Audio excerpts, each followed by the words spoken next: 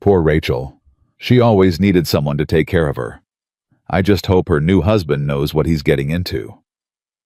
Derek Mitchell's voice dripped with false pity as he stood before their high school reunion, microphone in hand, smile razor sharp. His words sliced through Rachel like a blade reopening wounds she thought had healed years ago. She stood frozen among 200 faces, all watching, all judging, all believing his lies. And then the ballroom doors swung open. Commander Nathan "Ghost" Hartley stepped through in full Navy uniform, a German shepherd at his side, eyes locked on Derek with the cold precision of a man who had faced death and won. Before we continue, drop your city in the comments below. If you believe that real strength protects instead of destroys, hit subscribe and stay until the end. This story will change how you see love. The invitation had been sitting on Rachel's nightstand for 3 weeks. She picked it up again, running her fingers over the embossed lettering. Eastwood High School, Class of 2014. 10-year reunion. Such innocent words for something that felt like a summons to her own execution. You're staring at it again. Nathan's voice came from the doorway.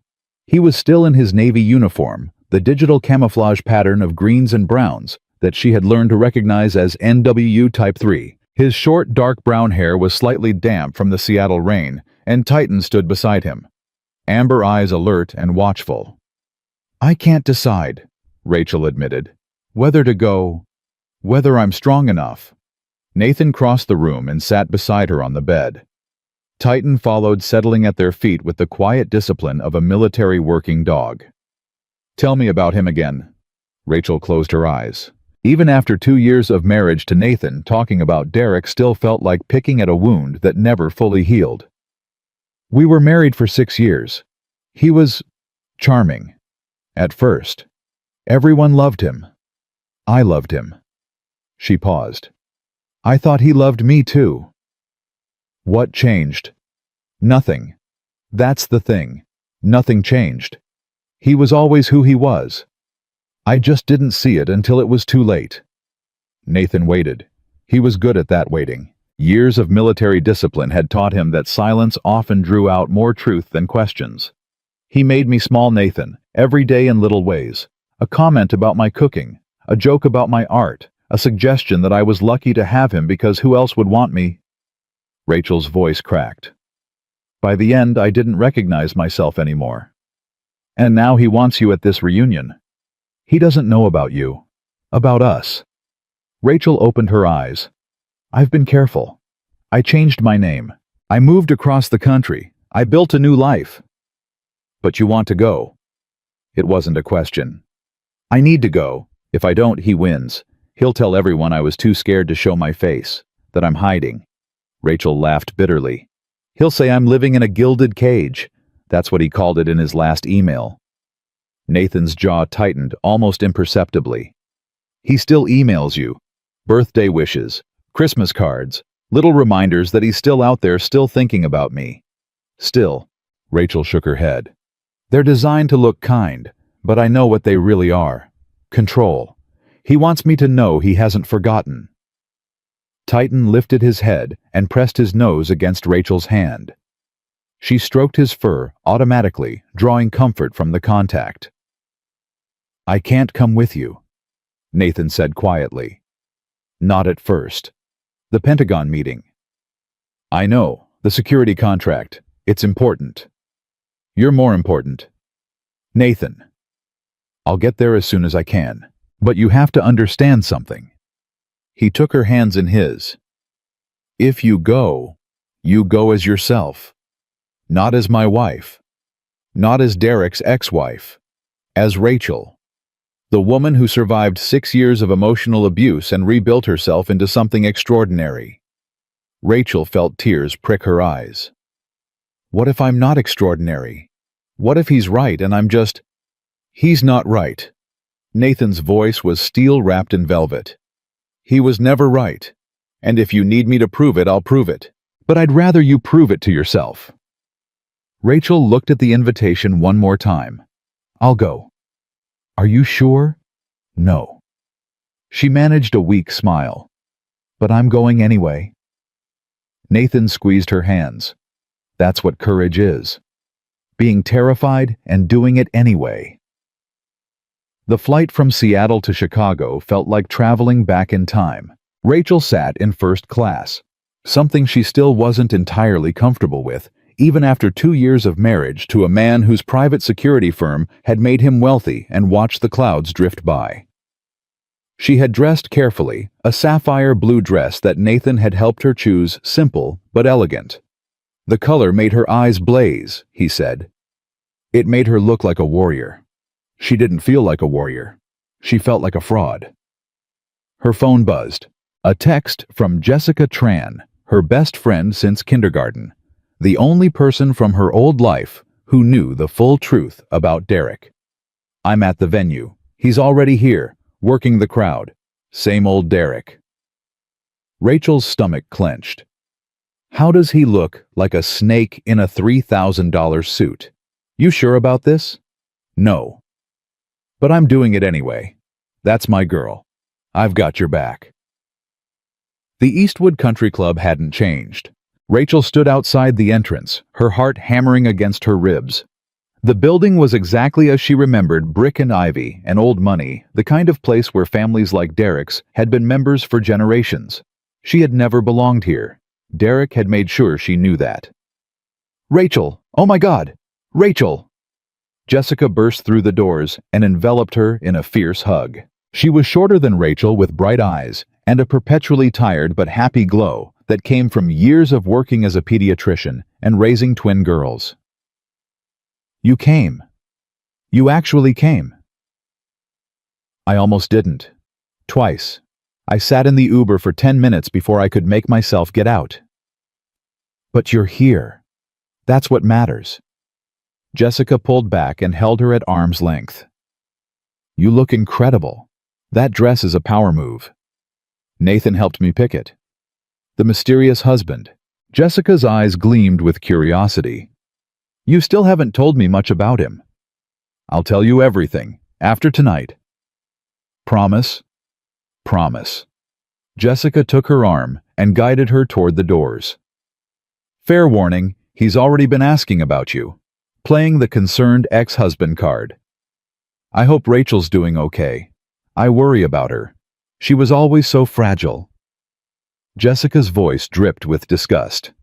Made me want to throw my drink in his face. Please don't. I don't want to give him the satisfaction. Fine, but if he says one more thing about how you needed him, I'll handle it. Will you? Rachel paused at the entrance. I don't know, but I have to try. They walked in. The ballroom was exactly as oppressive as Rachel remembered. Crystal chandeliers, white tablecloths, the quiet hum of money and status. People she had known a decade ago milled about in expensive clothes, making small talk, comparing lives. And at the center of it all, like a spider in his web, stood Derek. He hadn't changed. Same sandy blonde hair, same athletic build, same smile that could sell anything. He was surrounded by admirers, old teammates, former cheerleaders, the people who had always orbited him like satellites. He was gesturing with a glass of scotch, telling some story that made everyone laugh. He was always telling stories, always making himself the hero. He hadn't seen her yet. Breathe, Jessica whispered. Just breathe. Rachel breathed. Rachel, is that you? The voice came from behind. She turned to find David Chen, the quiet tech developer she remembered from calculus class, now apparently successful enough to afford a very nice watch. David, hi. You look amazing. Really, really amazing. He glanced toward Derek. He's been talking about you, you know.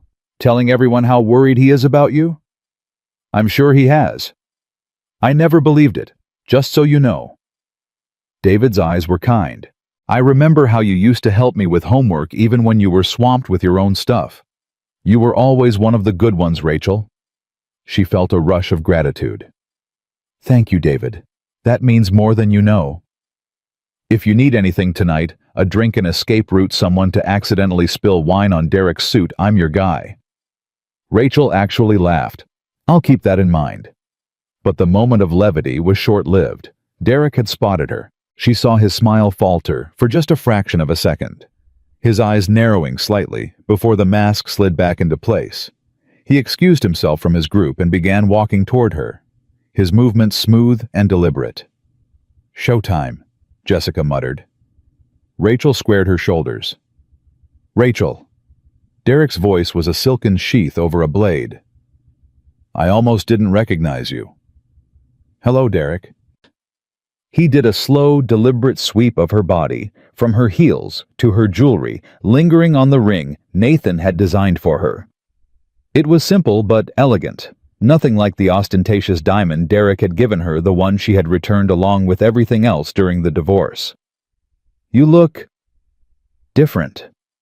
Good different." His smile was warm, his eyes cold. "It's been too long." "Has it?" 7 years since the divorce. I've thought about you often." "I know. You send emails." Something flickered across his face. "I just like to check in, make sure you're okay. You were always so—" He tilted his head, searching for the word. "Delicate." "Was I?" "Don't be like that, Rachel. We're both adults here. We can be civil." "I'm being perfectly civil." Derek's smile tightened almost imperceptibly. "I heard you remarried, some military guy." He made it sound like she had married a janitor. "How unexpected." "Life is full of surprises." "Is he here tonight?" "He's working." "Ah." Derek nodded, as if this confirmed something. "Still putting career first, I see. Some things never change. Actually, a lot of things have changed." "Have they?" Derek leaned closer, lowering his voice as if sharing a secret. "Because from where I'm standing, you still look like the same Rachel who used to cry when I gave her constructive criticism about her little paintings." The words hit like a slap. Little paintings. That was what he had called her art, her passion, her dreams. Little paintings, a hobby, something to keep her busy while he built his career. Rachel felt the familiar shame rising in her chest. The old voices whispering that he was right, that she was nothing, that she should never have come here. "Rachel, there you are." Jessica appeared at her elbow, physically inserting herself between Rachel and Derek. "Derek, good to see you. You haven't changed a bit." "Jess, always a pleasure." "I'm stealing her. Girl talk. You understand?" Jessica's smile was bright and absolutely fake. "Excuse us." She dragged Rachel away before Derek could respond. "Breathe. You're okay. You're okay."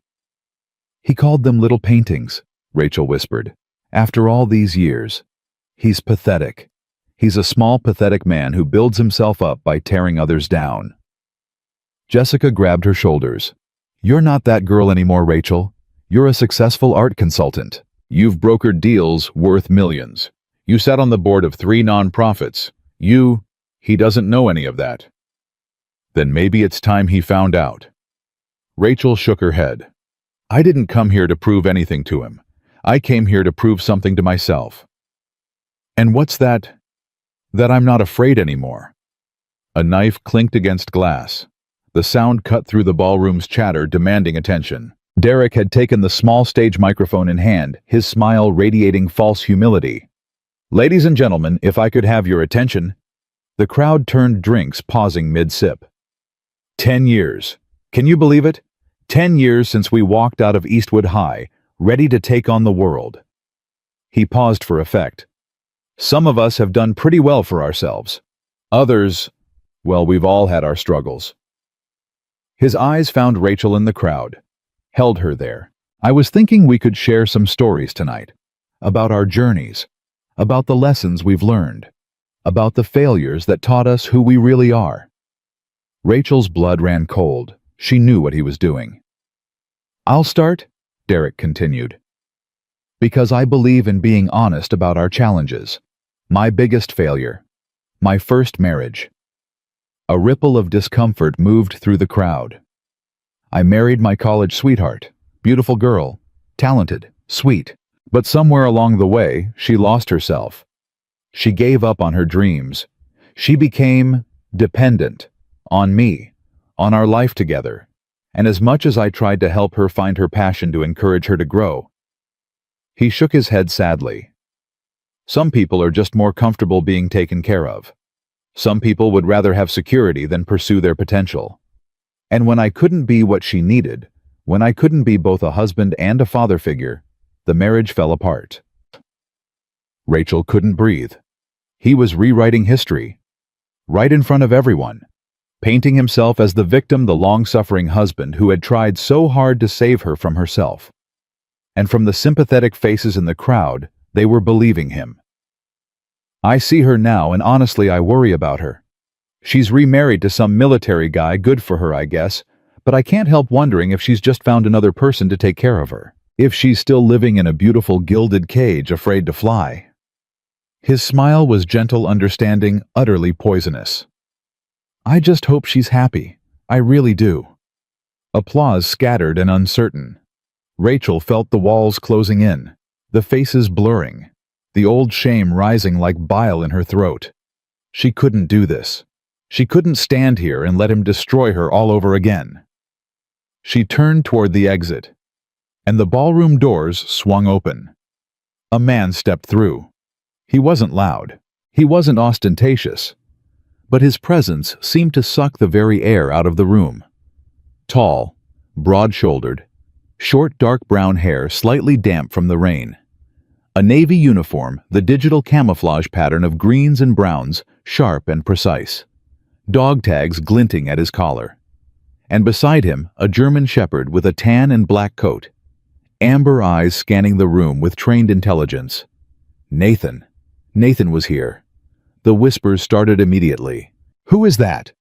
Is that military? Wait, is that... Oh my God, that's Ghost Hartley! The name rippled through the crowd like wildfire. Ghost Hartley. Commander Nathan Hartley. The man who had led the rescue of 47 hostages from ISIS in Syria. The man who had received the Silver Star from the president. The man whose face had been on the cover of every major news magazine in the country. And he was walking straight toward Rachel. Derek's smile froze on his face. The microphone lowered slightly in his grip. Nathan crossed the room with unhurried purpose, the crowd parting before him like the Red Sea. Titan moved at his side, perfectly synchronized, a warrior in his own right. He reached Rachel, and without a word, took her hand. Lifted it to his lips. Pressed a gentle kiss to her knuckles. A simple gesture. An intimate gesture. One that spoke volumes more than any grand declaration. "I'm sorry I'm late," he said softly. The meeting ran long. Rachel felt tears threatening. "You came." "I always keep my promises." He turned then, finally, to look at Derek. The silence in the ballroom was absolute. Derek recovered first, forcing his smile back into place. Well, well. The famous Commander Hartley.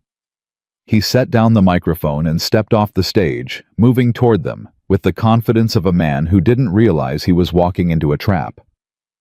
"I've read about you. Quite the hero." Nathan didn't respond. "I'm Derek Mitchell, Rachel's ex-husband." He extended his hand. "We haven't been formally introduced." Nathan looked at the hand, looked at Derek's face, made no move to shake. "An introduction isn't necessary," Nathan said. His voice was quiet, but it carried. "I know who you are." The hand hung in the air for a painful moment before Derek let it drop. "I was just telling everyone about the old days. Rachel and I go way back." "I heard." "You caught the tail end then." "Nothing but fond memories." "I heard enough." Something shifted in Derek's expression, the first crack in his armor. "Look, Commander, I don't know what Rachel's told you, but our marriage was complicated. She had her struggles. I tried to help. Sometimes love isn't enough." "That's interesting." Nathan's voice was mild. "Because the version I know is quite different." "Is it?" "The version I know involves a woman who was accepted to Yale's MFA program with a full scholarship, who gave it up because her husband said..." Nathan paused. "What was the phrase, 'I need a wife, not a starving artist'?" Derek's face went white. "The version I know," Nathan continued, "involves an inheritance from her grandmother that paid for her husband's bar exam. An investment that was never repaid. An achievement that was never acknowledged. That's not... The version I know involves 6 years of systematic emotional abuse, constant criticism, deliberate isolation, a campaign designed to make a brilliant, talented woman believe she was worthless. Nathan took a single step forward. Derek took a step back. You called her delicate, fragile, in need of care. Nathan's voice dropped lower. The woman I married survived 6 years with you and came out stronger. The woman I married rebuilt herself from nothing. The woman I married is the most resilient person I've ever met, and I've met men who walked through fire. The crowd was silent, captivated. This was no longer a reunion. It was a reckoning. You don't understand our history, Derek tried. You weren't there. No, I wasn't.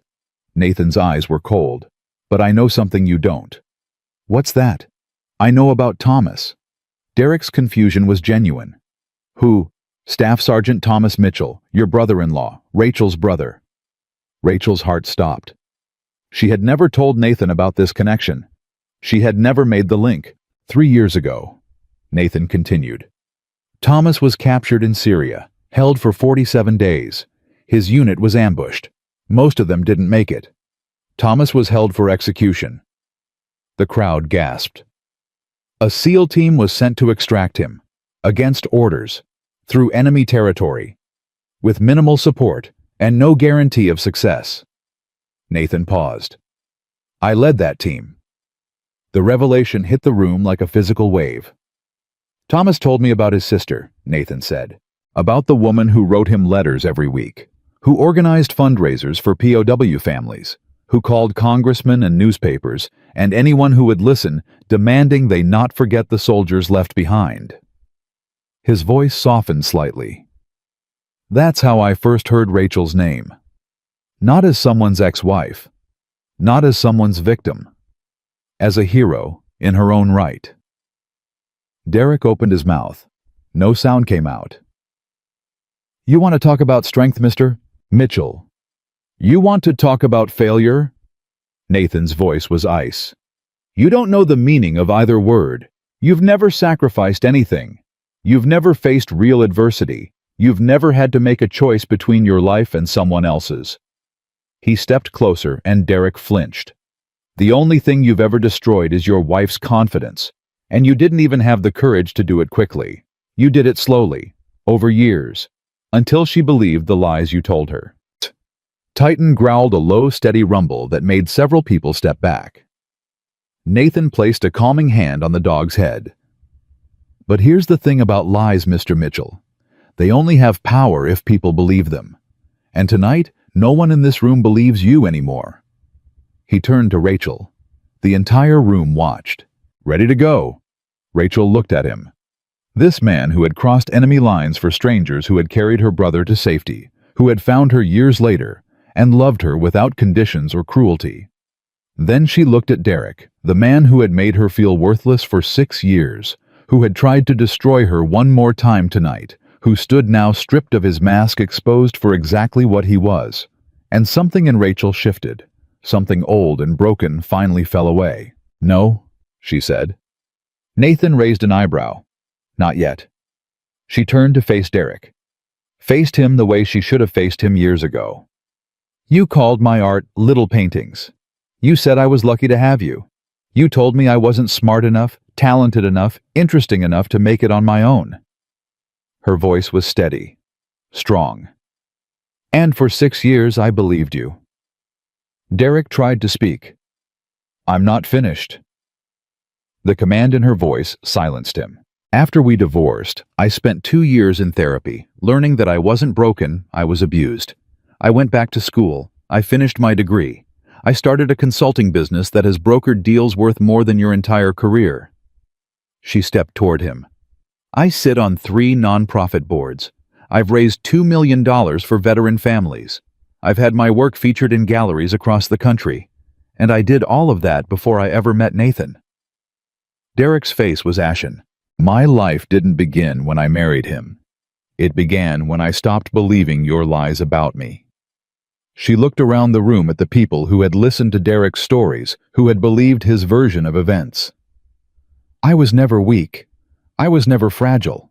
I was never in need of rescue. Her voice rang clear. I was a woman who trusted the wrong man, who believed the wrong voice. But that woman is gone now, and the woman I've become. She doesn't need anyone's permission to exist. Not Derek's. Not Nathan's. Not yours. Silence. Then from somewhere in the back, applause. It started small, Jessica, of course, but it spread. David Chen. Others who had known her, who had suspected the truth, who had seen through Derek's lies. Rachel turned back to Nathan. His eyes were shining with pride. Now, she said, I'm ready to go. Nathan offered his arm. She took it. Together with Titan at their side, they walked toward the exit. The crowd parted for them. Derek stood alone, stripped of his mask, his allies having quietly stepped away. He looked exactly like what he was, a small man who had just been exposed in front of everyone who had ever respected him. At the door, Rachel paused. She turned back one last time. Goodbye, Derek. It wasn't an insult. It wasn't a threat. It was simply a farewell. A closing of a chapter. The end of his power over her.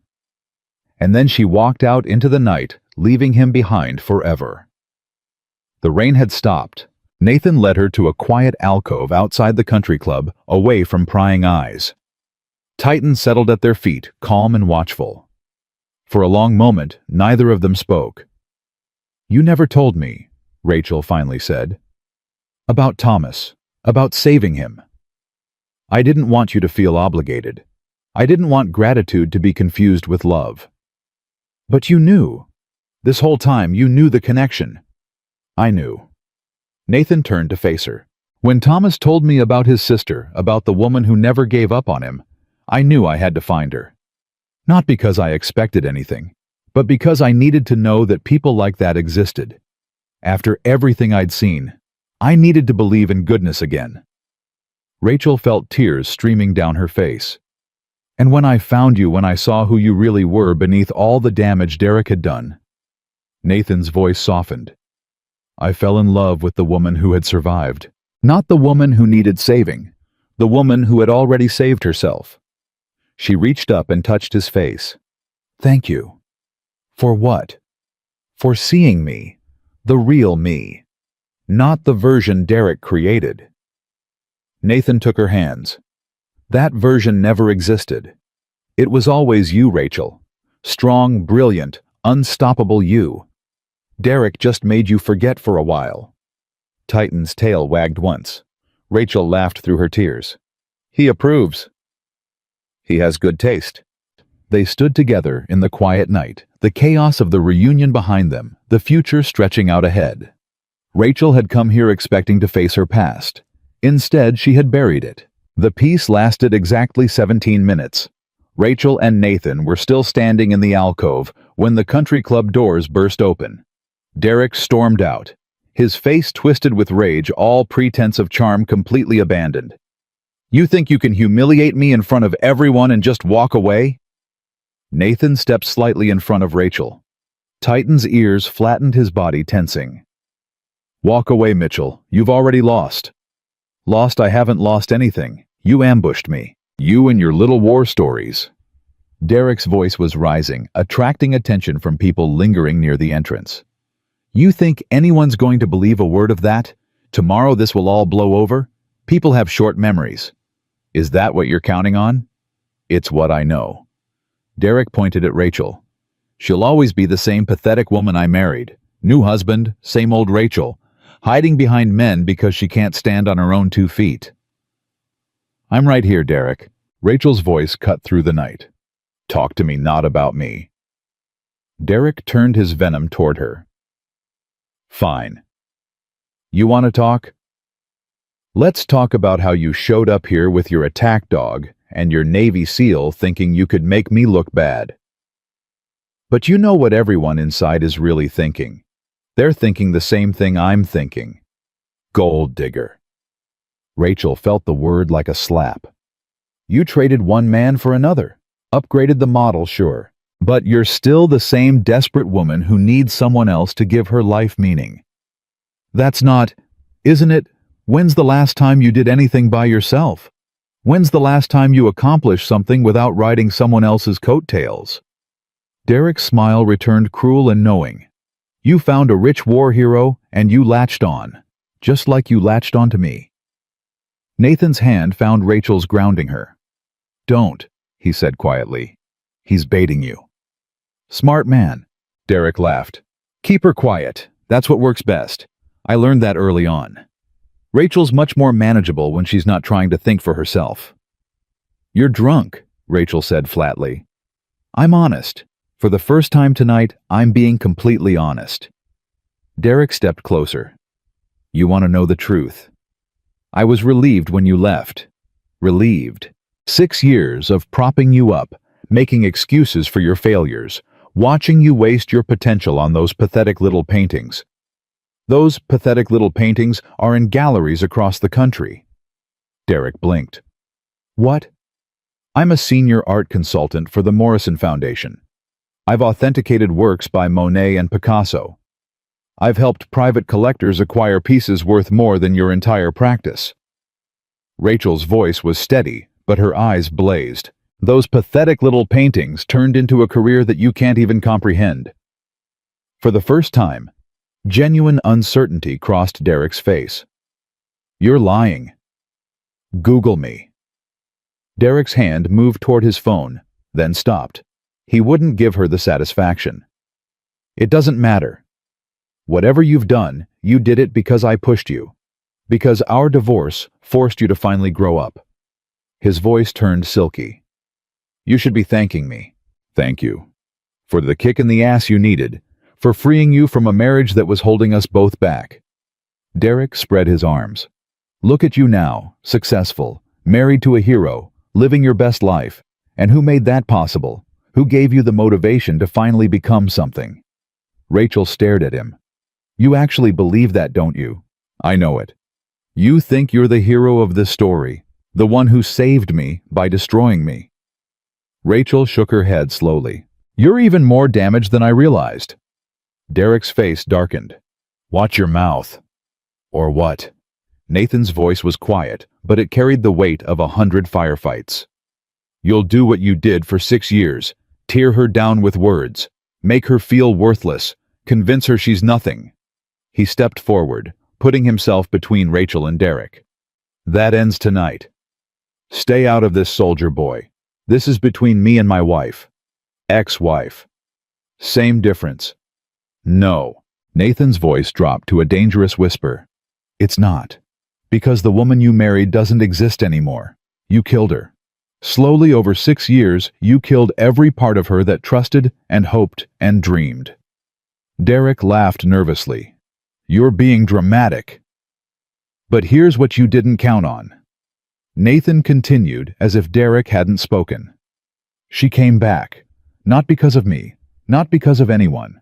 She rebuilt herself from the ashes you left behind. And the woman standing here now, she's stronger than you'll ever be. She's nothing without... She's everything. Nathan's voice cracked like a whip. She's the woman who wrote letters to her captured brother every single day for 47 days, never knowing if he was alive or dead. She's the woman who organized fundraisers and called congressmen and refused to let the world forget about the soldiers left behind. Derek's face went pale. She's the woman who, when Thomas finally came home, spent 6 months by his side, helping him recover from wounds you can't even imagine. She's the woman who founded a support group for POW families that has helped hundreds of people. Nathan took another step forward. She did all of that while you were sending her cruel emails about her gilded cage. While you were telling everyone who would listen that she was weak and fragile and broken. While you were sitting in your comfortable office patting yourself on the back for being so magnanimous about the divorce. Derek's mouth opened and closed. No sound came out. You want to know the real difference between us, Mitchell? I've been to hell. I've seen the worst humanity has to offer. I've held dying friends in my arms and made impossible choices. Nathan's voice was ice. But I've never hurt someone I claimed to love. I've never torn down someone I promised to protect. I've never used my strength to make another person feel weak." He paused. "That's what makes you a monster. Not what you did in public, what you did in private. Every day, for 6 years." Derek stumbled back a step. "You can't talk to me like—" "I just did." The country club doors opened again. Jessica emerged, followed by David Chen and several others who had clearly been watching through the windows. "Everything okay out here?" Jessica asked, her voice carefully neutral. "Fine," Derek snapped. "We were just having a private conversation." "Didn't look private." David crossed his arms. "Looked like you were harassing Rachel, again." "I wasn't." "I heard what you said." Sarah Bell, the quiet florist, stepped forward. "About the paintings. About her being pathetic." She shook her head. "I should have said something years ago. When we were still in school, and you used to make fun of her behind her back." Derek's face contorted. "You don't know what you're talking about. I remember you calling her charity case when she got the scholarship to Yale. I remember you joking with the guys about how she'd never make it without you." Sarah's voice trembled, but held steady. "I should have warned her. I'm sorry I didn't." More people emerged from the club. The confrontation had become public whether Derek wanted it or not. "This is ridiculous." Derek's voice pitched higher. "You're all ganging up on me based on one-sided stories. They're not one-sided." Thomas Mitchell stepped out of the shadows. Rachel's breath caught. Thomas? Her brother. The man Nathan had saved. He walked slowly, still favoring his right leg, a souvenir from Syria that would never fully heal. But his eyes were clear, and his voice was steady. "Tommy." Derek started. "Don't." Thomas stopped a few feet away. "Don't call me that. You lost that right when you broke my sister." "I didn't break." "I was there, Derek. During the marriage. After the marriage. I saw what you did to her." Thomas's jaw tightened. "When I was in that cell in Syria, you know what kept me going. Thoughts of home, thoughts of family, and the knowledge that my sister was finally free of you." Derek looked like he'd been slapped. "I prayed for her every day. Not for me, for her. Because I knew what you'd done to her was worse than anything those terrorists did to me." Thomas's voice broke. "They hurt my body. You hurt her soul." Rachel felt tears streaming down her face. "Tommy, you never told me—" "I couldn't. Not while you were still healing." Thomas turned to her, his expression softening. "But I made a promise to myself in that cell. If I ever got out, I'd make sure you knew the truth. That you weren't crazy, that you weren't weak, that everything you felt was real and valid and not your fault." He looked at Nathan. "When Ghost pulled me out of that hellhole, I told him about you. I told him about the strongest person I knew, my sister, who had survived 6 years of psychological warfare and was still standing." Thomas smiled through his tears. "I didn't know he'd fall in love with you, but I can't say I'm surprised." Nathan put his arm around Rachel. "Your brother's a good man." "He is." Rachel looked at Thomas. "I didn't know you were coming tonight." "Neither did I. Nathan called me from the Pentagon meeting, said you might need backup." Thomas glanced at Derek with undisguised contempt. "Looks like he was right." Derek was backed against a pillar now, his allies having melted away, the crowd that had once admired him, now watching with cold eyes.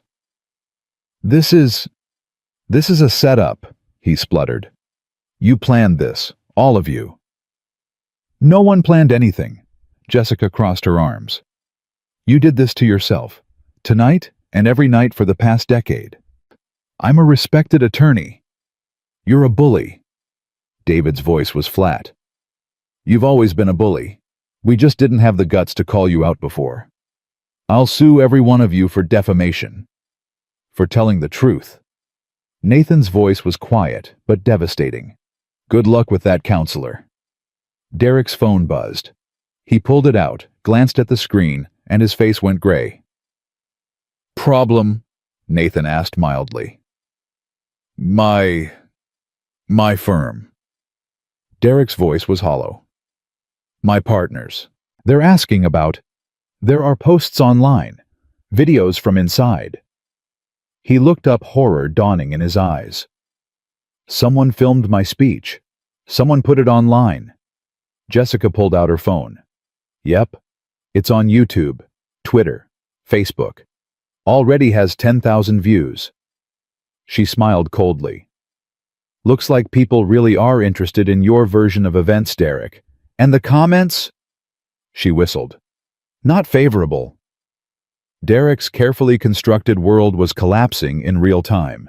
His reputation, his practice, his image as the charming, self-made lawyer who'd overcome a tragic first marriage. All of it crumbling.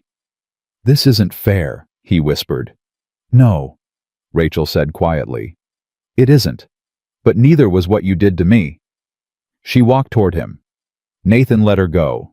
Derek flinched as she approached, actually flinched as if expecting a blow. But Rachel didn't hit him. She didn't scream. She didn't gloat. She just looked at him. Really looked. At the man she had once loved. At the monster he had revealed himself to be. At the broken, pathetic creature standing before her, now stripped of all his masks. I forgive you. The words hung in the air. Derek blinked. What? I forgive you. Not for your sake, for mine. I'm not going to carry your poison anymore. Rachel's voice was steady. I spent 7 years hating you, fearing you, letting your voice live in my head telling me I was worthless. That ends tonight. She turned away. Rachel, wait. Goodbye, Derek. She walked back to Nathan, who wrapped his arm around her. Titan pressed against her leg, offering silent comfort. That's it. Derek's voice cracked. You're just forgiving me. That's it. But I didn't even apologize. Rachel paused, looked back over her shoulder. I know. You never will. You're not capable of it. Her voice was sad, not angry. And that's why I feel sorry for you. You'll spend the rest of your life convinced that everyone else is the problem. You'll never grow. You'll never change. You'll never understand what you lost. She faced forward again. But I will. And she walked away, leaving Derek Mitchell standing alone in the wreckage of his own making. The drive back to the hotel was quiet. Rachel sat in the passenger seat of Nathan's rental car, staring out the window at the Chicago lights sliding by. Titan lay in the back seat, his head resting on his paws. You okay? Nathan finally asked. I don't know. Rachel's voice was distant. I thought this would feel different. Different how? I thought I'd feel victorious, or satisfied, or something. She turned to look at him. Instead, I just feel tired and sad. Sad for him. Sad for the girl I used to be. The one who believed him. The one who stayed for 6 years because she thought she deserved what he was doing to her. Rachel's eyes glistened. I keep thinking about all those years I lost. All the time I spent hating myself because he convinced me I should. Nathan reached over and took her hand. Those years weren't lost. They made you who you are. A trauma survivor.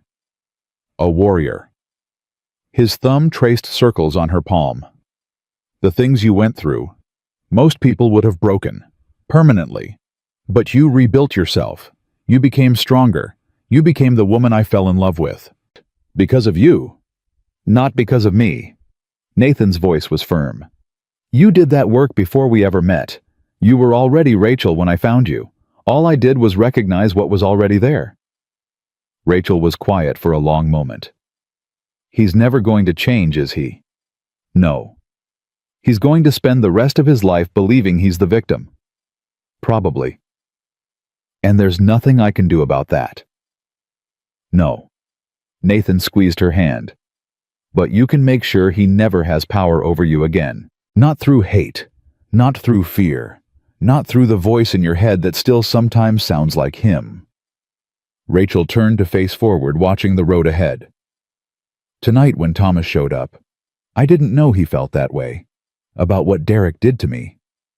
He's always felt that way. He just didn't know how to tell you. He told you instead.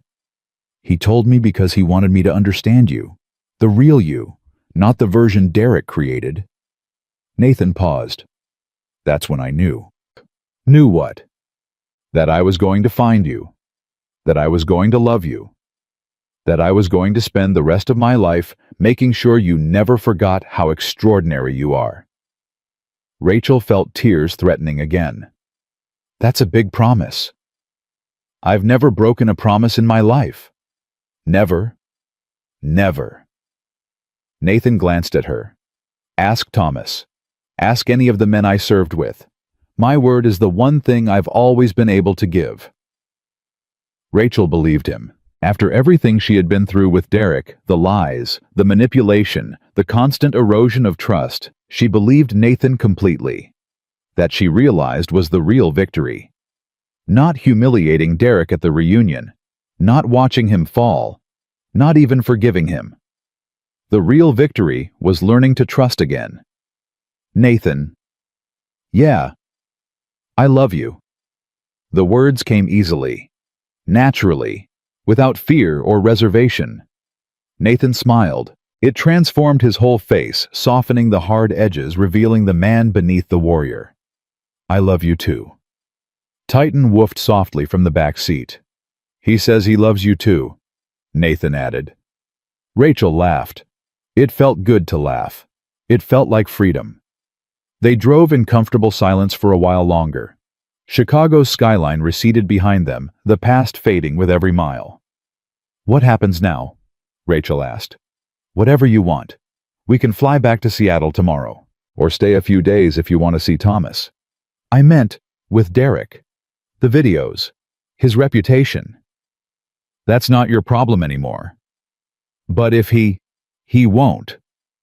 Nathan's voice was certain. He's going to be too busy dealing with the fallout to worry about you. His partners, his clients, his social circle, they all saw who he really is tonight. That doesn't just go away. He'll blame me. Of course he will.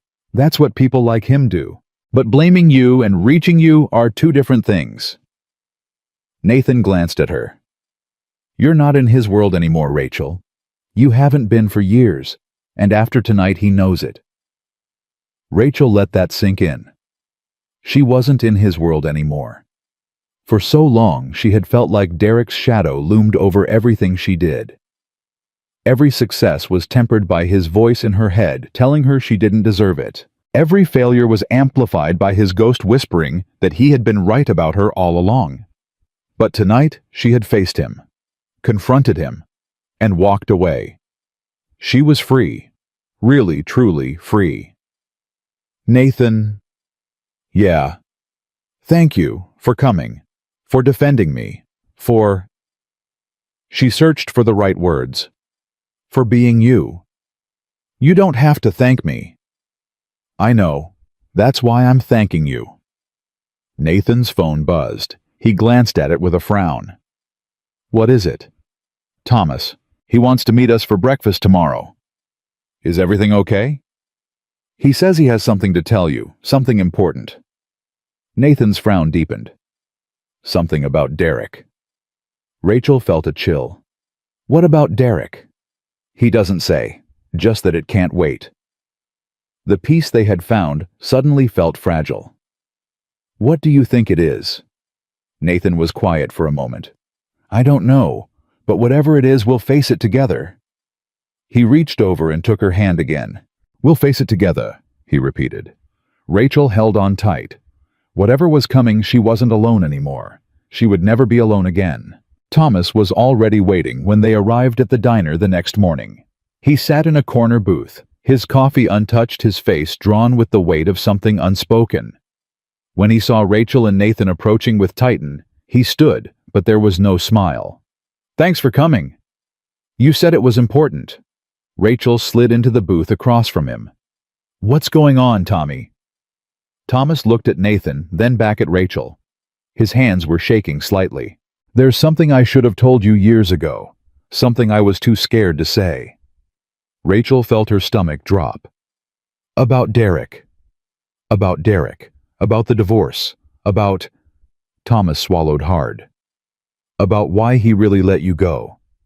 Nathan's eyes narrowed. What do you mean, let you go? Derek never lets anyone go, not willingly. He's a controller. He needs to own people. Thomas stared at his untouched coffee. When Rachel filed for divorce, I thought he'd fight her, drag it through the courts for years, make her life hell. He did make my life hell, Rachel said quietly. Not as bad as he could have, not as bad as he planned. Thomas finally looked up.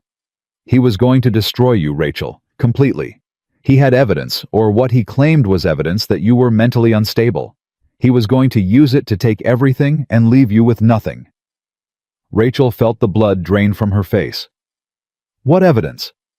Fabricated therapy notes, testimonies from people he paid off, a whole file designed to prove you were unfit to manage your own affairs. Thomas's voice cracked. He was going to have you declared incompetent. Take control of your finances, your decisions, your life. You would have been his prisoner forever. The words hit Rachel like physical blows. Why didn't he? Thomas was silent for a long moment. Because I stopped him. Nathan leaned forward. How? Derek didn't know I knew. He thought I was on his side, the dutiful brother-in-law who'd stay quiet for the sake of family peace. Thomas's jaw tightened. But I found his files, the fake documents, the witnesses he'd bribed, all of it. And I told him that if he used any of it, I'd expose him. I'd go to the bar association, the police, the press. I'd destroy his career and his reputation. Thomas looked at Rachel with tears in his eyes. It was the only leverage I had, the only way to protect you. Rachel couldn't breathe. You never told me. I couldn't. He made me promise. Part of the deal, he'd let you go clean, no fights, no fabricated evidence, but only if I kept quiet about what he'd planned. Thomas wiped his eyes. I thought I was protecting you, but I was also protecting him. And that's eaten at me every day since. Nathan's hand found Rachel's under the table. Why are you telling us now? Because of last night. Because I saw him try to destroy her again in front of everyone, and I realized. Thomas's voice broke. I realized that keeping his secret has been its own kind of betrayal. Rachel deserves to know who she was married to, what he was capable of. I knew he was capable of cruelty. Rachel said, her voice hollow. I just didn't know he was capable of that level of planning. It gets worse. Rachel wasn't sure she could handle worse, but she nodded. The fake evidence he created, he still has it. Nathan's entire body went rigid. What? He kept it. All of it. I found out 6 months ago when a mutual friend mentioned that Derek still talked about insurance he had against his ex-wife. Thomas looked miserable. I think he was waiting for the right moment to use it. The right moment for what? I don't know. Revenge control. Maybe just the satisfaction of knowing he could still hurt you if he wanted. Thomas shook his head. Derek doesn't let go of weapons. He collects them. Rachel felt sick. All these years she had thought she was free, thought she had escaped. But Derek had been holding a sword over her head the entire time. Where does he keep it? Nathan's voice was calm, but there was steel underneath. His office, private safe. He's paranoid about security. There's no way to get to it without him knowing. That's not what I asked. Thomas met Nathan's eyes. What are you planning? I'm planning to make sure that evidence never sees the light of day. Nathan's jaw was set. One way or another. Nathan, you can't just... I can, and I will. Nathan turned to Rachel. He's not going to hang this over you forever. Whatever it takes, we're ending this. Rachel felt tears streaming down her face. It's fake evidence. No court would believe it. Maybe not. But the damage it could do to your reputation, your business, your life. Nathan shook his head. I'm not willing to take that chance. Thomas leaned forward. There might be another way. I'm listening. Derek's partners at the firm. After last night, they're already looking for reasons to push him out. The videos from the reunion have gone viral. The firm's clients are nervous. If they knew about the fabricated evidence about what he was planning to do to Rachel, they'd have grounds to force him out and turn over his files to the bar. Exactly. Thomas pulled out his phone. I still have contacts at the firm, people who never liked Derek but were too scared to speak up. After last night, they might be willing to talk. Nathan was quiet for a moment, calculating. How long would that take? Days, maybe weeks. We might not have that long. If Derek realizes we know about the evidence, he'll destroy it, or use it. Thomas nodded grimly. That's the risk. Rachel spoke for the first time in minutes. Let me talk to him. And both men turned to her. What? Let me talk to him, alone. Nathan's face hardened. Absolutely not. He wants something, Nathan. He always wants something. Maybe I can find out what it is. Maybe I can get him to give up the evidence willingly. He's not going to just hand it over. No, but he might tell me where it is, or make a mistake. Rachel's eyes were clear despite the tears. I know him, Nathan. I know how he thinks. I spent 6 years learning every manipulation tactic he has. That's exactly why you shouldn't go near him. That's exactly why I'm the only one who can do this. Thomas looked between them. She might be right. She's not. Nathan. Rachel took his hand. You saved me once. Let me save myself this time. The silence stretched between them. Nathan's jaw worked, emotions warring across his face. I'm not letting you face him alone. I'm not asking you to. I'm asking you to trust me. Titan whined softly, pressing his nose against Rachel's leg. He'll try to manipulate you. I know. He'll try to get inside your head again. He can try, but I'm not the same person I was 7 years ago. Rachel squeezed Nathan's hand. You taught me that. Thomas taught me that. I taught myself that. Nathan was quiet for a long moment. If he threatens you, then I walk away. Immediately. No negotiation. If he touches you, Titan will be there, and you'll be close by. Nathan looked at her, really looked, seeing not the damaged woman Derek had created, but the warrior she had become. I hate this. I know. I'll be right outside. Any sign of trouble? You'll come running, I know. Rachel managed a small smile. That's what you do. Thomas cleared his throat. There's one more thing you should know. What? Derek's been drinking. Heavily. Since last night. His assistant called me this morning worried. Thomas's expression was grim. He's at his office right now, alone. Apparently he's been there since dawn. Nathan's eyes narrowed. That's either very good or very bad. Probably both. Thomas stood.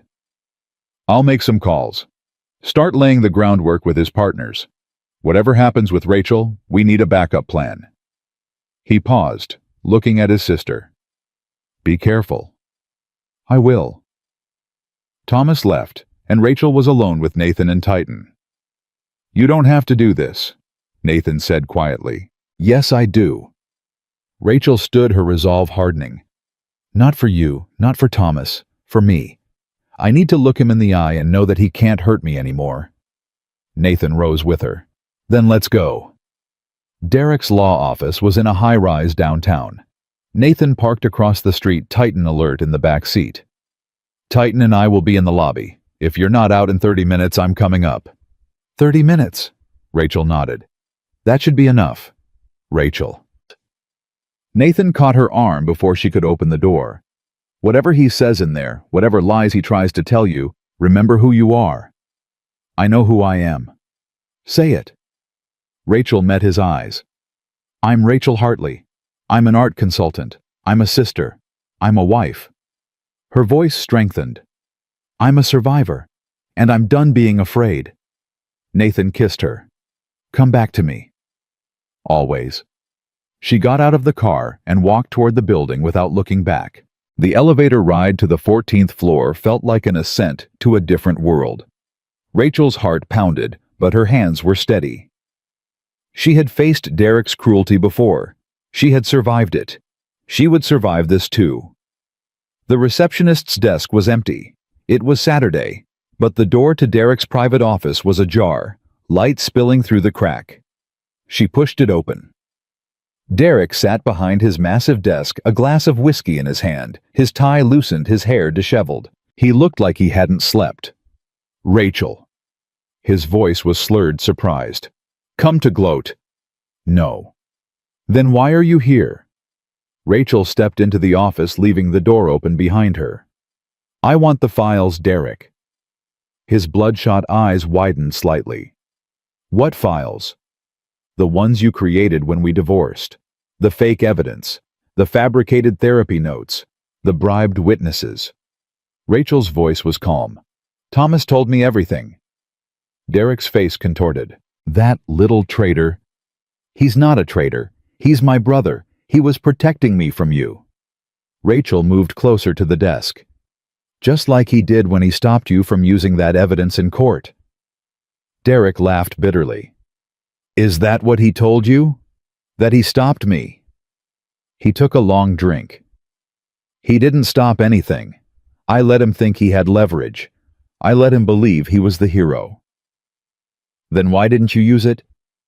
"Because I didn't need to." Derek's smile was cruel. "You were already destroyed. Everything I'd spent 6 years building, your insecurity, your self-doubt, your complete dependence on my opinion, it was all still there. I didn't need fabricated evidence.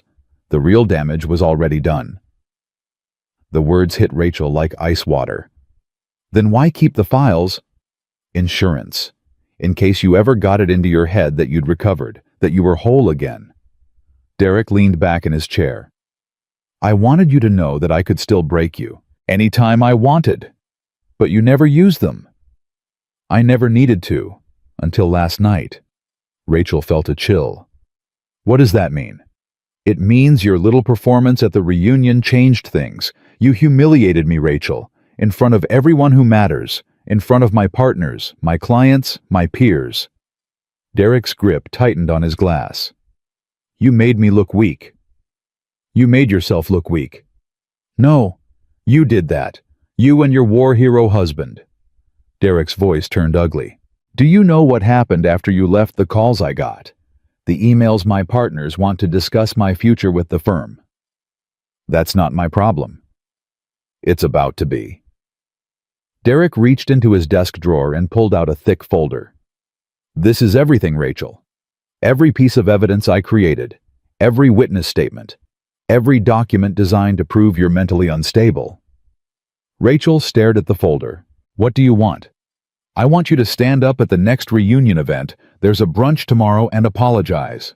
Publicly. For lying about our marriage. For defaming me. For bringing your attack dog husband to intimidate me." "That's insane." "Is it? Because if you don't, every news outlet in the country is going to receive copies of these files." Derek's smile was vicious. "Your reputation, your business, your precious new life, all of it destroyed." Rachel felt the old fear rising, the familiar panic that Derek's voice always triggered. But beneath it, something else stirred. Anger. "You'd really do that, fabricate evidence to destroy me? I'd do whatever it takes to protect my reputation. Even if it means exposing yourself. Thomas knows what you did. Nathan knows. If those files go public, the truth comes out too.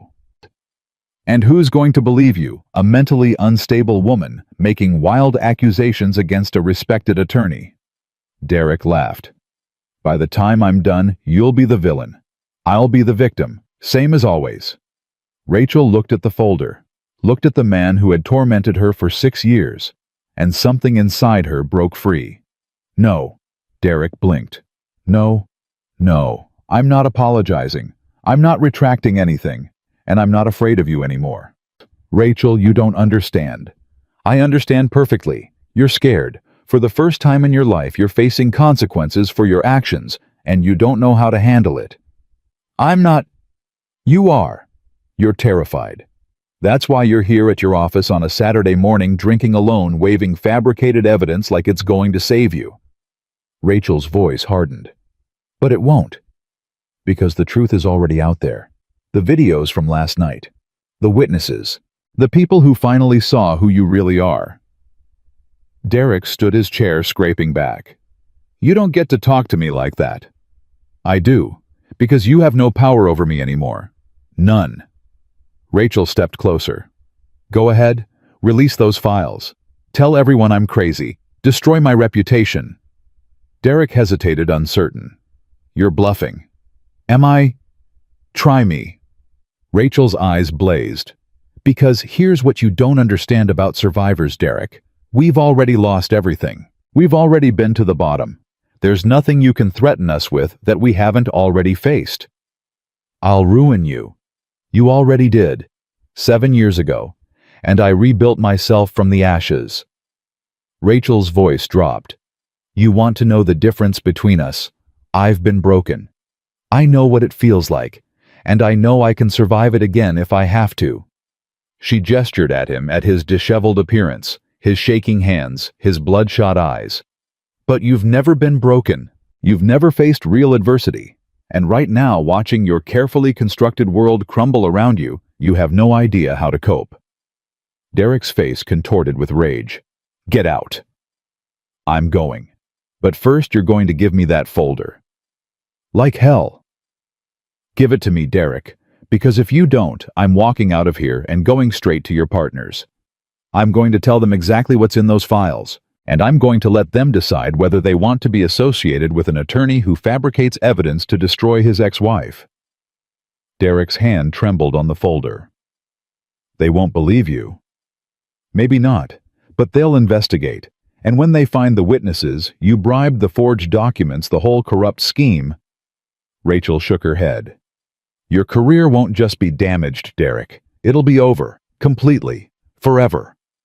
The silence stretched between them. Derek's face went through a dozen emotions: rage, fear, desperation, calculation. Finally, his shoulders slumped. He pushed the folder across the desk. Take it. Rachel picked it up. Is this everything? Yes. If I find out you have copies, I don't. I was too arrogant to think I'd ever need them. Derek laughed bitterly. Guess I was wrong about a lot of things. Rachel looked at him one last time. The man she had once loved. The monster he had become. The pathetic creature he was now. Goodbye, Derek. She turned and walked toward the door. Rachel. She paused, but didn't look back. I did love you. In the beginning. Before you decided to destroy me. Before I realized I couldn't control you. That you were stronger than I thought. Derek's voice was hollow. I hated you for that. I hated that you had something I didn't. The ability to be happy without owning someone. Rachel finally turned. That's not love, Derek. That's possession, and they're not the same thing. I know that now. Good. Rachel opened the door. Maybe knowing it will help you become someone worth loving, someday, with someone else. She walked out without looking back. Nathan was waiting in the lobby, Titan at his side. When he saw her coming, relief flooded his face. You're okay. I'm okay. Rachel held up the folder. I got it. All of it. All of it. Nathan pulled her into a fierce embrace. I was losing my mind up here. Titan was ready to break down the door. I told you I could do it. You did. Nathan pulled back, looking at her with something like wonder. You really did. Rachel smiled. Let's go home. They walked out of the building together into the morning sunlight, leaving Derek Mitchell and his broken world behind. The folder burned in Rachel's hands as they drove back to the hotel. She hadn't opened it yet. Couldn't bring herself to look at the carefully constructed lies Derek had created to destroy her life. But knowing they existed, knowing what he had planned, was enough to make her feel sick. Nathan kept glancing at her from the driver's seat. You don't have to read it. I know. We could burn it. Right now. Never look back. I know. Rachel stared at the folder. But I need to see. I need to understand exactly what he was willing to do. Nathan's jaw tightened, but he didn't argue. They reached the hotel, and Rachel sat on the bed, Titan settling at her feet. Nathan stood by the window, giving her space while remaining close. She opened the folder. The first page was a psychiatric evaluation dated 3 years into their marriage. It described a patient with severe anxiety, depression, and delusional thinking. The patient believed her husband was emotionally abusive, when in fact he was a loving, supportive partner trying to help her through her mental health crisis. Rachel's hands shook. "This never happened. I never saw this psychiatrist." Keep reading. The next pages were witness statements. Their neighbor claiming to have heard Rachel screaming irrational accusations through the walls. A colleague of Derek's testifying that Rachel had shown up at the office multiple times hysterical and paranoid. A former friend describing Rachel's erratic behavior and unfounded suspicions. Every word was a lie, every testimony fabricated. "He paid them," Rachel whispered. "He paid all of them." Or threatened them. Derek had leverage over a lot of people. The final section was the worst. A carefully constructed timeline of Rachel's supposed mental deterioration, culminating in a formal recommendation that she be placed under conservatorship with Derek as her conservator. He would have controlled everything, her money, her decisions, her freedom. She would have been his prisoner. If Thomas hadn't found this, Rachel's voice broke. But he did, and it never happened. Nathan moved to sit beside her. "This is over, Rachel. He can't use any of this anymore." "But he was going to. He spent years planning this. Years." Rachel looked at Nathan with haunted eyes. "How could I have been so blind? How did I not see what he was?" "Because he didn't want you to see. That's what abusers do. They hide their true nature until they have you trapped." Nathan took the folder from her trembling hands. "This isn't a reflection of you. It's a reflection of him." Rachel stared at the documents scattered across the bed. "What do we do with it?" "We give it to Thomas. Let him share it with Derek's partners. This is evidence of fraud, bribery, and attempted abuse of the legal system." Nathan's voice was cold. "Derek's career is over. He said his partners already want to push him out. This will accelerate the process significantly." Rachel's phone buzzed. She glanced at the screen and felt her blood run cold. "It's Derek." Nathan's eyes narrowed. "Don't answer." But Rachel had already read the message. "You think you won? Check the news. I made sure everyone knows who you really are." Her heart stopped. She grabbed her laptop, fingers flying across the keyboard. Nathan read over her shoulder, Titan alert at their feet. The headline hit her like a physical blow. "Navy SEAL's wife accused of fabricating abuse claims. Ex-husband speaks out." The article was everywhere. Every major news outlet. Every social media platform. Derek had given an interview, his voice shaking with rehearsed emotion, describing how his mentally unstable ex-wife had invented stories of abuse to gain sympathy, how she had seduced a wealthy war hero and was now using his resources to destroy Derek's reputation. "He's flipping the narrative," Nathan said grimly, "making himself the victim. But we have the folder. We have proof, which no one has seen yet." Nathan pulled out his phone. "Thomas needs to move faster. We need to get ahead of this." The next hours were a blur. Thomas coordinated with Derek's partners, providing copies of the fabricated evidence. Jessica worked her media contacts trying to get Rachel's side of the story out. Nathan called in favors from military public affairs officers who had worked with him during high-profile missions. But the damage was spreading. Rachel watched helplessly as her social media filled with accusations. Gold digger, liar, attention seeker. Women who didn't even know her were writing essays about how she was giving abuse victims a bad name. "I can't read any more of this." Nathan closed the laptop. "Then don't. The people who matter know the truth. The people who matter aren't the ones deciding my reputation. Your reputation isn't decided by strangers on the internet." Nathan took her hands. "It's decided by the life you've built, the work you've done, the people who know you." Rachel's phone rang. An unknown number. She answered without thinking. "Mrs. Hartley, This is Jennifer Walsh from CNN. We'd love to get your response to your ex-husband's allegations. Would you be willing to—" Nathan took the phone from her hand and ended the call. "No media. Not yet. Not until we have our strategy in place." "What strategy? Derek's story is everywhere. The longer I stay silent, the more guilty I look." "You're not guilty of anything. Tell that to the million people who've already made up their minds." Thomas called 10 minutes later. "I've got something."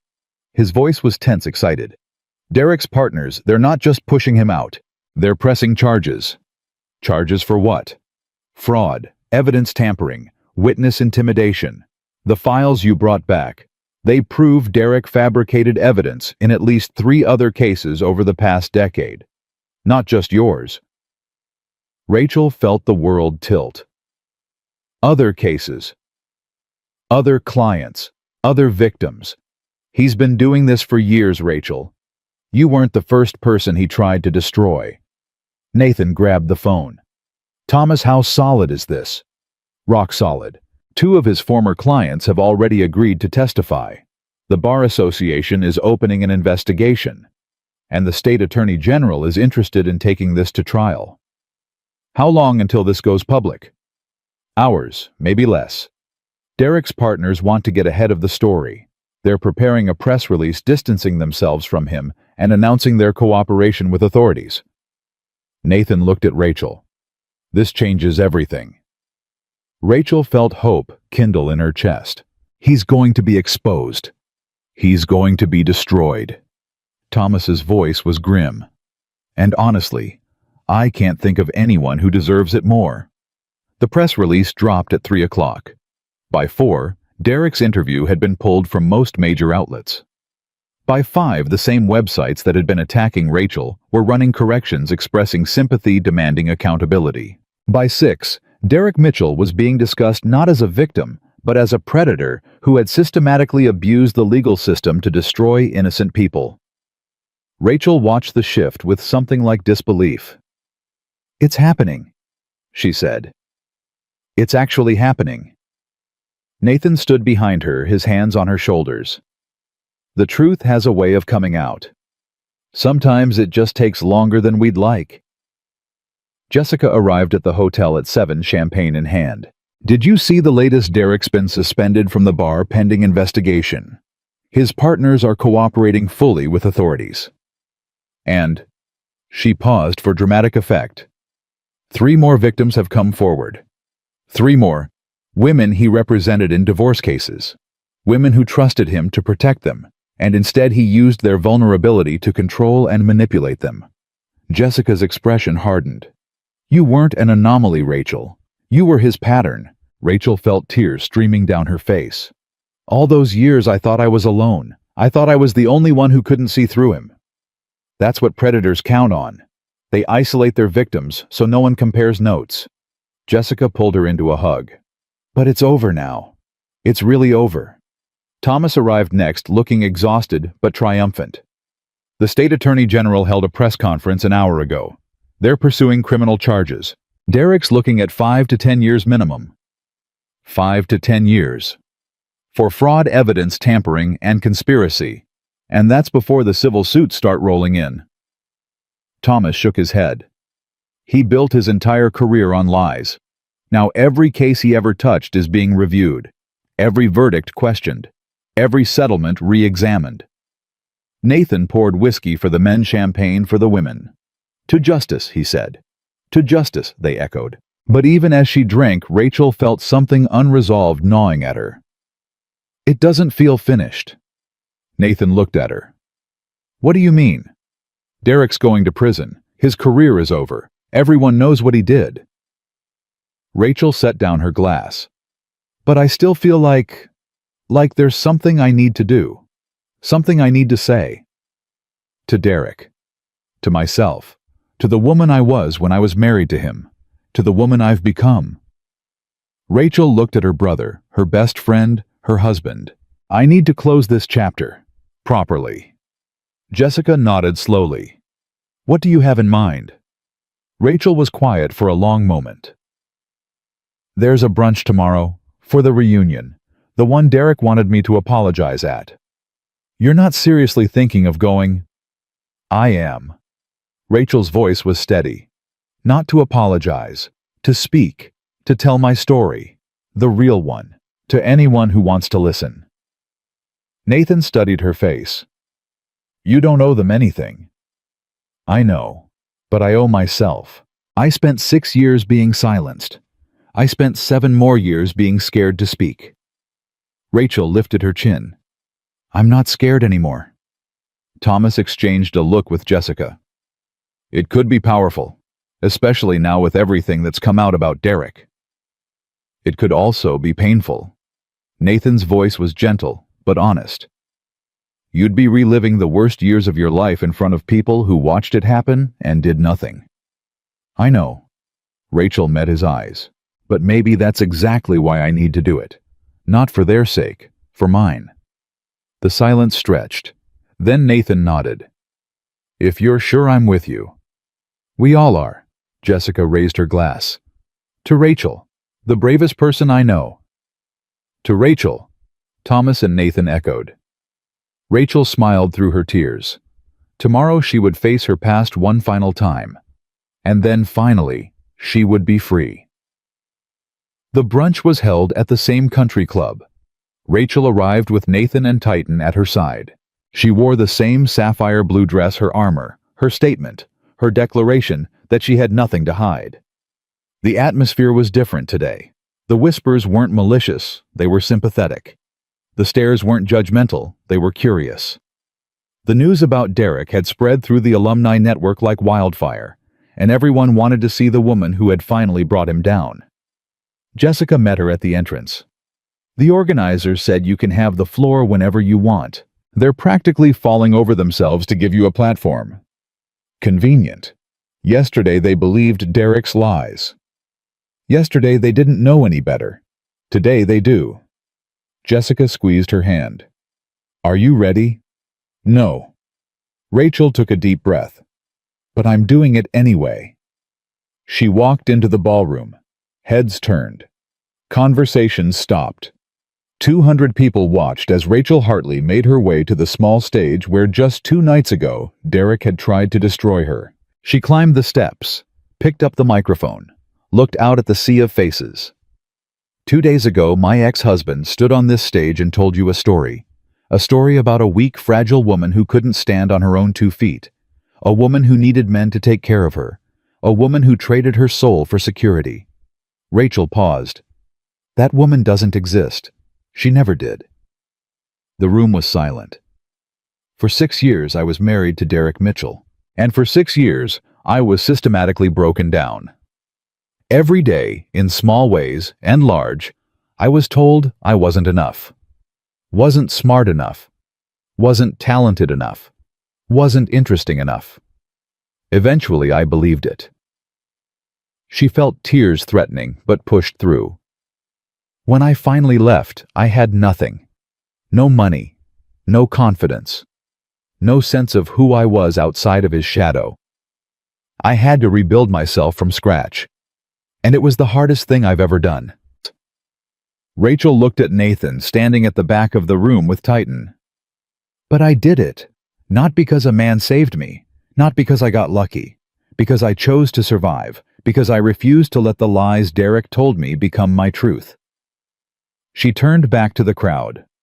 Many of you believed him. 2 nights ago, when he painted me as a failure and a gold digger, many of you nodded along. Many of you pitied him. Many of you judged me. Some people looked away. Others met her gaze. I'm not here to blame you. I'm here to tell you what I wish someone had told me during those 6 years. What I wish I had known before. It was too late. Rachel's voice grew stronger. Abuse doesn't always leave bruises. Sometimes it's invisible. Sometimes it's so subtle that even the victim doesn't recognize it. It's the constant criticism disguised as help. It's the isolation disguised as protection. It's the control disguised as love. If you're in a relationship where you've lost yourself, where you don't recognize the person you've become, you're not weak. You're not crazy. You're not imagining things. You're being manipulated by someone who is supposed to love you. Tears were streaming down faces in the audience now. And if you know someone who might be going through this, don't look away. Don't assume it's none of your business. Don't wait until it's too late. Rachel's voice cracked, because silence protects abusers. Only truth sets victims free. She paused, composing herself. Derek Mitchell is facing criminal charges now. His career is over. His lies have been exposed. But there are others like him in this room, in every community. People who use power and manipulation to destroy the ones they claim to love. Rachel looked directly at the women in the audience. They can only win if we stay silent. They can only hurt us if we let them. And I'm done being silent. I'm done being afraid. I'm done letting his voice live in my head telling me I'm worthless. She lifted her chin. My name is Rachel Hartley. I'm a survivor, and I will never be silenced again. The applause started slowly. Then it built. Then it became a roar. 200 people on their feet clapping, cheering, wiping tears from their eyes. Rachel stood on the stage, the sound washing over her, and felt something she hadn't felt in years. Whole. She was finally completely whole. Nathan was waiting for her at the bottom of the stairs. He didn't say anything. He just pulled her into his arms and held her while she cried, not tears of pain this time, but tears of release. You did it, he murmured into her hair. We did it. No. Nathan pulled back to look at her. That was all you. Every word. Every ounce of courage. You. Titan pressed against her leg, tail wagging. Okay, you and Titan. Rachel laughed through her tears. Thomas appeared with Jessica, both of them crying and laughing simultaneously. That was the most incredible thing I've ever witnessed, Thomas said. Dad would have been so proud. Mom too, Rachel whispered. They always told me I was stronger than I knew. They were right. People approached throughout the morning. Women with their own stories of abuse thanking Rachel for speaking out. Men apologizing for not seeing Derek's true nature sooner. Old classmates wanting to reconnect to rebuild bridges burned by Derek's lies.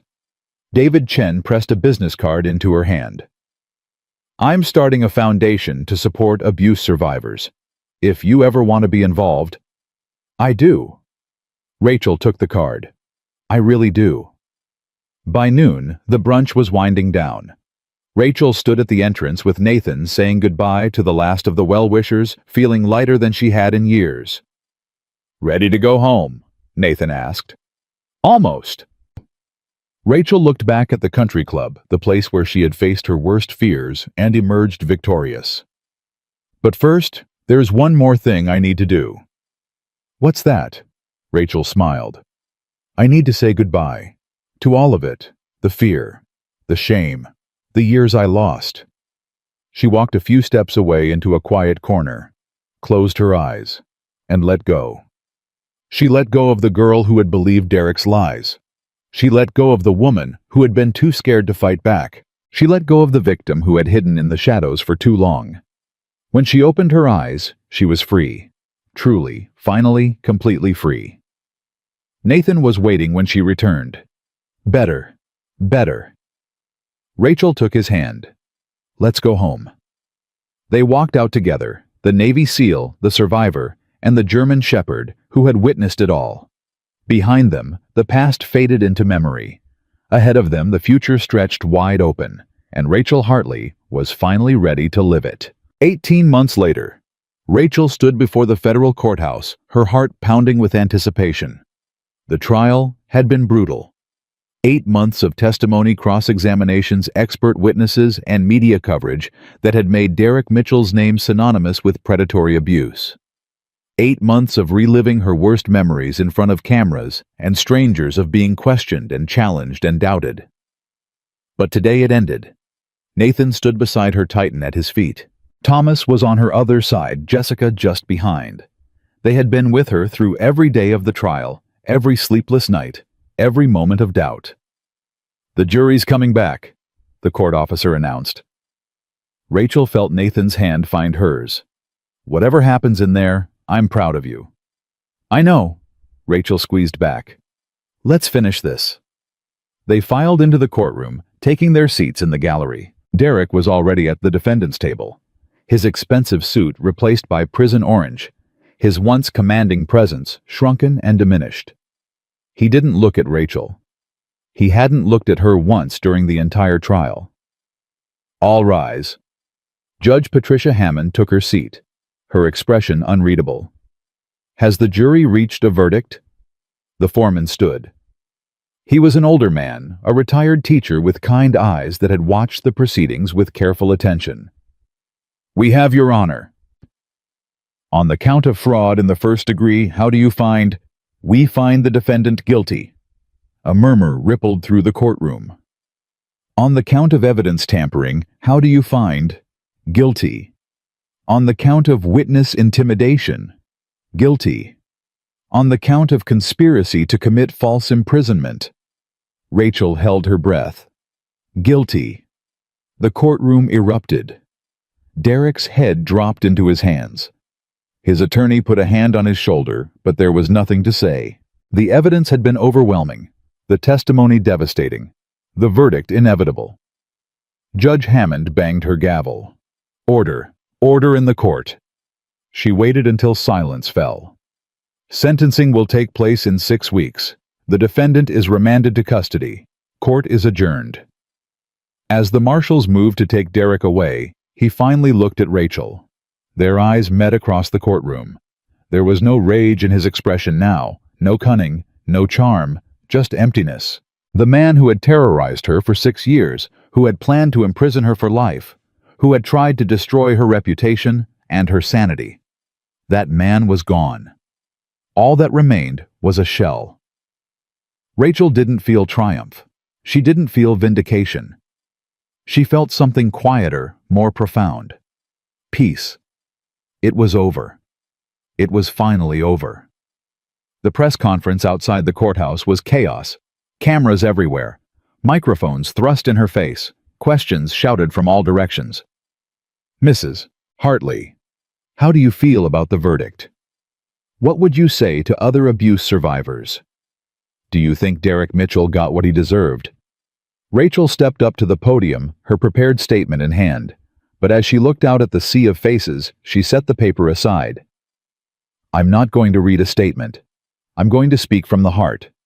The crowd went quiet. 18 months ago, I attended my high school reunion. I went because I was afraid. Afraid that if I didn't face my past, it would continue to control my future.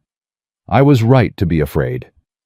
My ex-husband tried to humiliate me in front of everyone we'd ever known.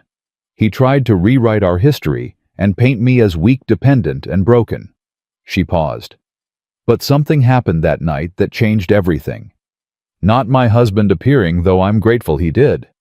What changed was me. I finally found the courage to stop believing the lies I'd been told about myself. I finally found my voice. Rachel looked at the cameras, knowing that somewhere other women were watching, other victims, other survivors. To anyone who's been through what I went through, anyone who's been torn down by someone who was supposed to love them, I want you to know, you are not alone. You are not crazy. You are not weak. You are a survivor, and your voice matters. She took a breath. Derek Mitchell spent 6 years trying to convince me I was nothing. Today, a jury of 12 people decided that his lies have consequences. Today, justice was served. Not because I'm special, but because I refused to stay silent. Rachel's voice strengthened. That's the power each of us has. The power to speak our truth. The power to stand up even when we're terrified. The power to say enough and mean it. She looked at Nathan standing just off to the side with Titan. I'm lucky. I found people who believed me, who supported me, who reminded me who I was when I'd forgotten. But luck shouldn't be required for justice. Every survivor deserves to be heard. Every victim deserves to be believed. Every person who's been broken by someone they trusted deserves the chance to heal. Rachel turned back to the cameras. That's what I'm going to spend the rest of my life working toward. Not because I want revenge, I've moved past that. Because I want to make sure that what happened to me doesn't happen to anyone else. Or if it does, they know they're not alone. She stepped back from the podium. No more questions. The crowd erupted again, but Nathan was already at her side, guiding her through the chaos toward the waiting car. Thomas and Jessica formed a protective barrier, keeping the most aggressive reporters at bay. Inside the car, Rachel finally let herself breathe. "You were incredible," Jessica said. "I meant every word." "I know. That's what made it incredible." Thomas reached over and squeezed her hand. "Mom and Dad would be so proud." "They are proud," Rachel said softly. "I can feel them, watching, smiling." Nathan pulled her close as the car navigated through the crowd. "What now?" Rachel looked at him. This man who had walked through fire to find her, who had stood beside her through the darkest moments, who had never once doubted her strength. Now we start the foundation. The Hartley Foundation for Abuse Survivors launched 6 months later. Rachel had thrown herself into the work with the same determination that had gotten her through the trial. She'd assembled a team of counselors, lawyers, and advocates. She'd raised funds from donors inspired by her story.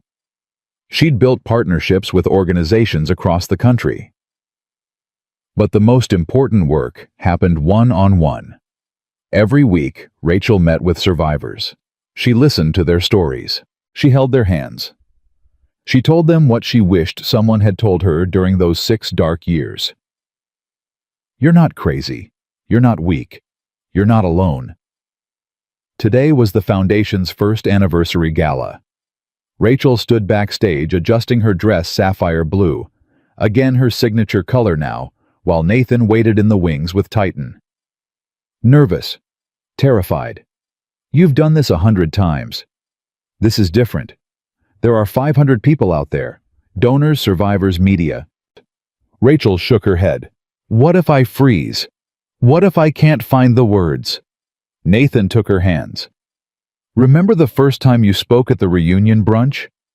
I was shaking so hard I could barely hold the microphone. And you did it anyway. You stood up in front of everyone who'd believed Derek's lies, and you told your truth." Nathan's eyes held hers. "This is no different. These people are here because of you, because of what you built, because of the lives you've changed. We built it together. You were the heart, I was just the muscle." Nathan smiled, and Titan was the moral support. Titan's tail wagged at the mention of his name. Rachel laughed despite her nerves. "What would I do without you two?" "You'd manage. You've always managed."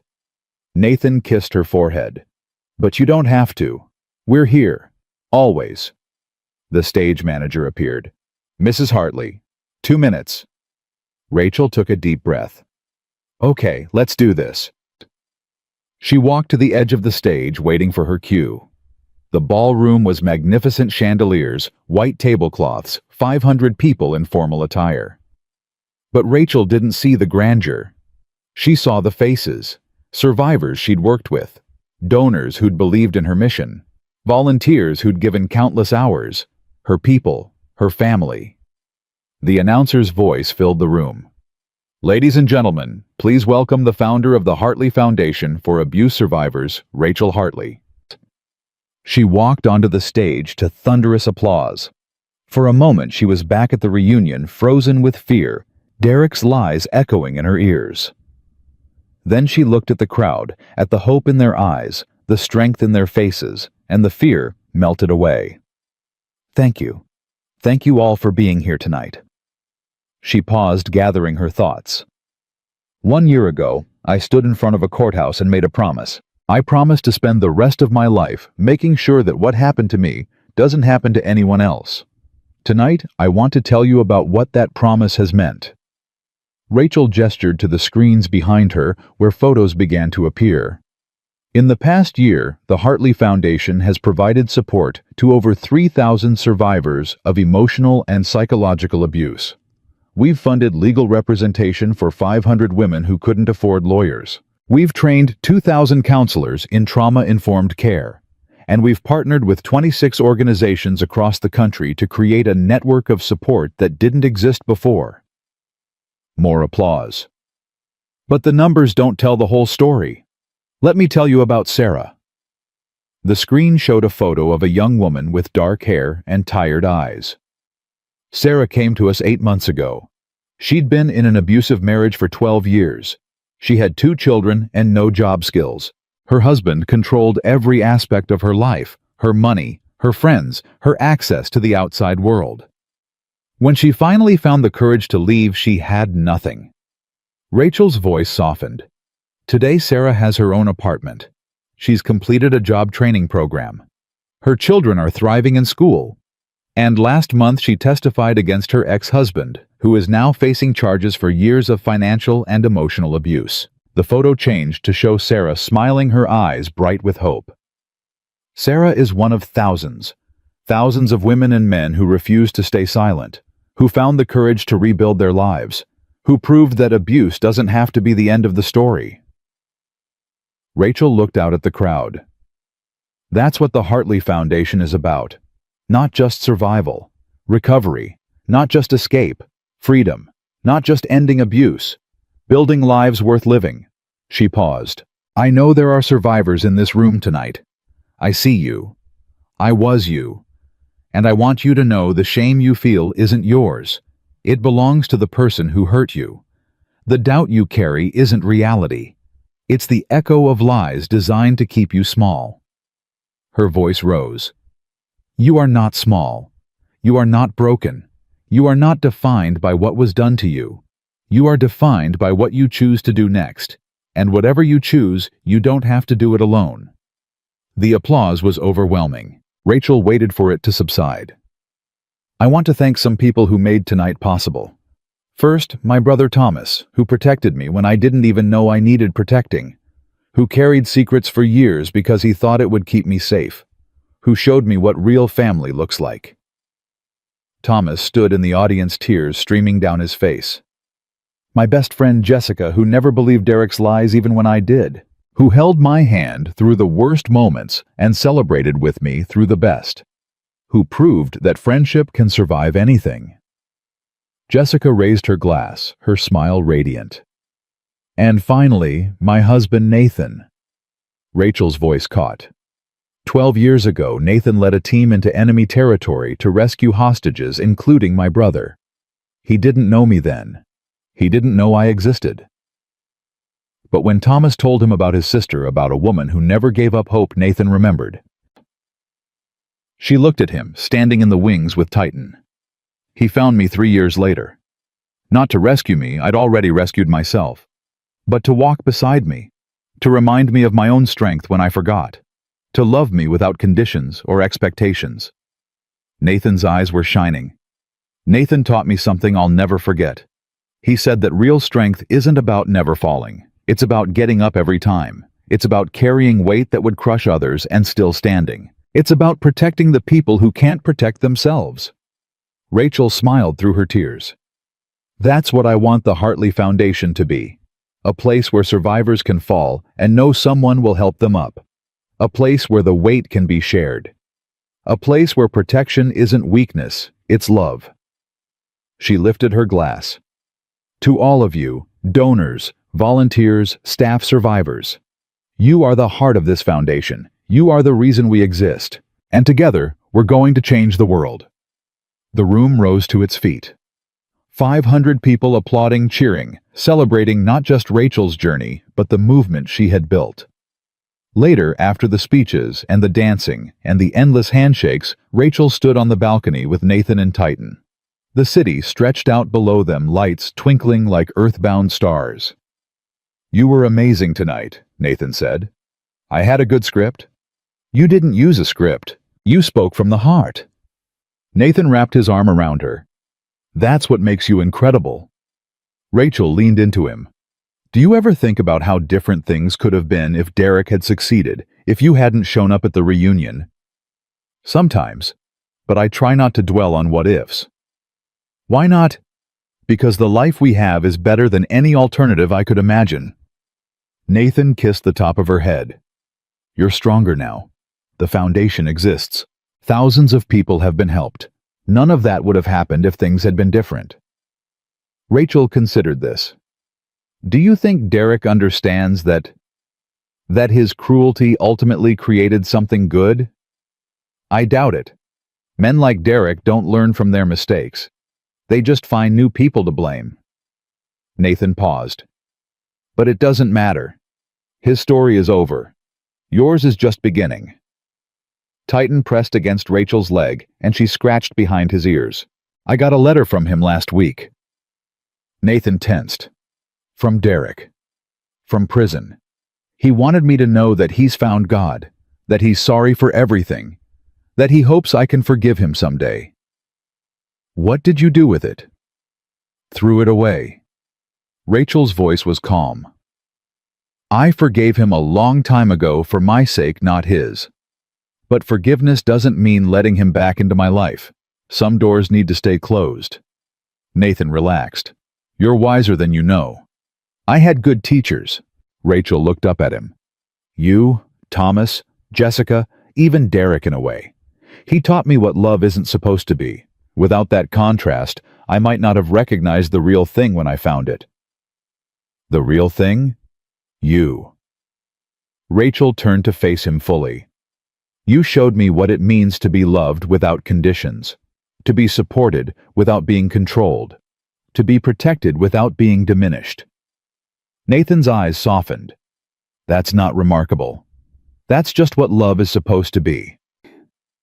I know that now. I didn't always. Rachel took his hands. Thank you for everything, for finding me, for choosing me, for staying. I'll always stay. Promise? I've never broken a promise in my life. Rachel smiled. I know. They stood together in comfortable silence watching the city lights. What's next? Nathan asked finally. Everything. Rachel's voice was filled with quiet determination. Expand the foundation. Open new chapters in other cities. Train more counselors. Help more survivors. Change more lives. That sounds like a lot. It is. But I'm not afraid of hard work. Rachel looked at him. And I'm not doing it alone. No, you're not. Titan barked once as if adding his agreement. Rachel laughed. He's right. We're a team. The three of us, plus Thomas and Jessica and everyone who believes in what we're building. A family. A family. Rachel's eyes shone. The one I always wanted but never knew I needed. Nathan pulled her close. Then let's go build it, together. They walked back inside hand in hand, Titan padding faithfully beside them.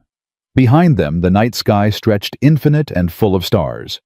Ahead of them, the future waited. And Rachel Hartley, survivor, warrior, beacon of hope, was finally ready to embrace it. 6 years later. The Hartley Foundation had grown beyond anything Rachel could have imagined. Chapters in 50 cities. Over 100,000 survivors helped. A documentary that had won an Emmy. Legislation named in her honor that provided funding for abuse survivors nationwide. But today wasn't about the foundation. Today was about family. Rachel stood in her living room, surrounded by the people she loved most. Thomas and his wife Caroline, their twin daughters playing with Titan on the floor. Jessica and her husband Mike, their son, attempting to join the game. Nathan watching it all with the quiet satisfaction of a man who had finally found peace. And in Rachel's arms, a 3-month-old baby girl with her father's eyes and her mother's determination. She's beautiful, Jessica said, leaning over to coo at the baby. What did you finally decide to name her? Rachel looked at Nathan. They had discussed this for months, considered dozens of options, rejected every suggestion. Until now. Hope, Rachel said. Her name is Hope. The room went silent. Thomas's eyes filled with tears. Jessica pressed her hand to her heart.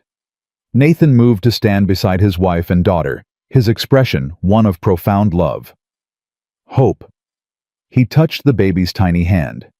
It's perfect. Rachel looked at the faces around her, the family she had built from the ashes of her past. 8 years ago, I didn't have any hope.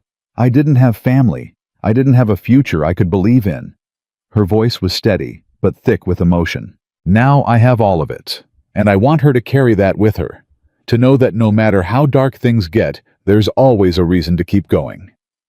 Hope yawned and settled deeper into her mother's arms. She'll know, Nathan said quietly. We'll make sure of it. We'll all make sure of it, Thomas added. That's what family is for. Rachel looked around the room one last time, at the brother who had protected her, at the friend who had believed her, at the husband who had loved her, at the children who represented the future, at the dog who had been her silent guardian through it all, and at the baby in her arms, the living embodiment of everything she had fought for. Hope.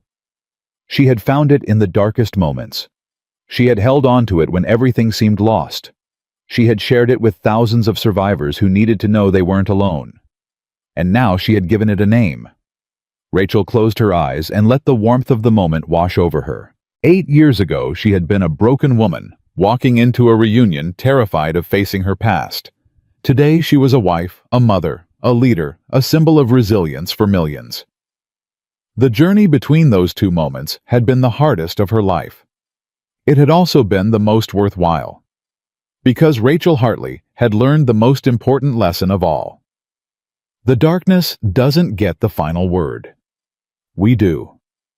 And her final word was hope. The end.